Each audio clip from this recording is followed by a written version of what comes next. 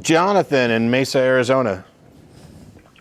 Hey, Matt. How are you and Martin doing? Just fine. Thanks. Martin's just fine, and I'm pretty good. Yes. You're pretty good. Okay. You never very know. orange. Orange.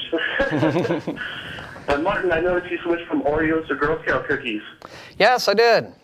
I do all of these evil cookie brands that the fundamentalists hate. Yeah, we should have a chart of evil cookies that fundamentalists hate. Yeah, just. Are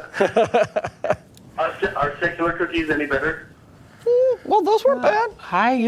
For for peanut butter sandwich cookies, you can't really mess those up. I've been to a lot of church socials with homemade cookies, and they're really, really good. So I'm not going to go out on a limb and say secular cookies are necessarily better, but I'm pretty sure that the cookies that they brought to church don't actually believe in God, so we could maybe claim them. Yeah. Implicit atheist cookies? Yes, even if they are heavenly. What do you got for us? I had a question. I've had this discussion with a couple different people, and I really haven't been able to get a grasp on it. As far as like the origin of the universe, what can you tell me, as the definition of this singularity? Do you know what I'm talking about? Well, we know what you're talking about. You're talking to the wrong people to be giving scientific definitions. And when we're talking about universal origins, it's something that I don't know that we, in general, have a good enough understanding of, let alone Martin and I on the show. I mean, there's a physicist sitting in the room right now who might hem and haw about the precise definition of the singularity, I would think. But basically, if my understanding is correct, in a nutshell, it's the point at which our mathematical understanding of the universe breaks down. Or it's actually a point just beyond where it breaks down, I would say. Mm-hmm. And I'm not getting a nod, so I could be wrong. Okay. Maybe that's why I've never come to any kind of conclusion, because it seems like there's so many different views on it. Yeah, I mean, the math, the predictive math from the basics of Big Bang cosmology made predictions that have been confirmed by observations of cosmic microwave background radiation. And so what we've done, and I say we in the sense that I'm a part of the species that has done this, because I couldn't, is devised a model that works as the best description of all the known facts about the universe. But there's a lot of things left to be resolved. So while I'm happy to say that as far as I'm aware, the Big Bang model is the most accurate, most reliable model of the early origins of the universe that we have, I'm not going to be trying to define singularity or defending physics and cosmology that I don't personally comprehend. Want to talk to guys like Neil deGrasse Tyson about stuff like that. And Lawrence Krauss and Vic Stinger and... Yeah. Actually, I'm glad. I'm sorry. Did I interrupt you? No, you're fine. Oh, okay. Bringing up Lawrence Krauss, I saw an episode of this series called How the Universe Works, and it was with him, and I might say his name wrong, Michio Kaku, I think. Yeah.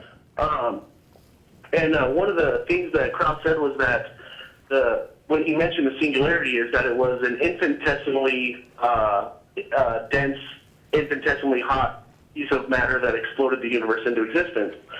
And when I heard this, the thing that seemed that it was contradicting to me was general relativity, in the sense that space, time, and energy all came into being at the exact same moment and simultaneously.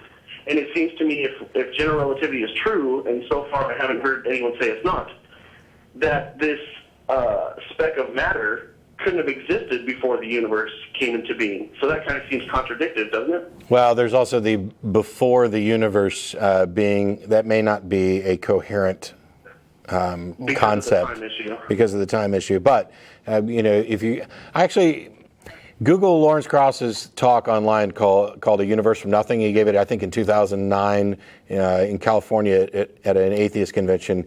And he also did it again at the Imagine a Religion conference in Kamloops, British Columbia, with some revisions and updates. And he talks about the inherent unstableness of nothing. And I'm going to put that in quotes, even though Lawrence doesn't think I should. Right. Because, and it's a book now, too. Yeah. And it's also a book, but there's a lot of discussions about it. But the big thing is, Let's say that you don't understand it and I don't understand it. Where does that get us? I mean, does it change any? Yourselves into a corner. Does it change anything about whether or not there's good reason to, example, believe that a God existed? Because even if we are wrong about our current understandings of the origin of the universe, as I pointed out earlier, poking holes in evolution doesn't get you to creationism. Poking holes in radiometric dating doesn't get you to a young Earth, and poking holes in modern cosmology doesn't get you to a God. Those things actually have to be have evidence provided for on their own. So and that's kind of a false dichotomy, isn't it? Yeah, worst case, it would just be we're back to we don't know. Right. Well, this brings up a point about the way in which the science rejecting Christians, and I'm not certainly they're not all under that umbrella, but the people who support creationism and reject evolution and Big Bang cosmology and old universe and all the rest of it, is because they don't like this notion of not knowing things, and they look at the fact that science hasn't got all the answers as being a problem for science, and whereas they can just wave their holy book around and say, "Ha, but I do have all the answers." When Russell and Matt had their devoted an entire episode to talking to that glorious clown Ray Comfort. His thing, one statement that he made was that, when it comes to why there's a universe or what have you, you guys don't have an answer, and I have an answer. And that seemed to him to be a plus in his favor. And what I didn't understand is, he had an answer in the same way that I might have an answer if I were to just attribute anything that I didn't understand to the actions of the Great Pumpkin, right? It's actually more than that. Yeah. Jonathan, I'm going to have to let you go because there's one more call I want to get to before the show's over with. But thanks so much for calling.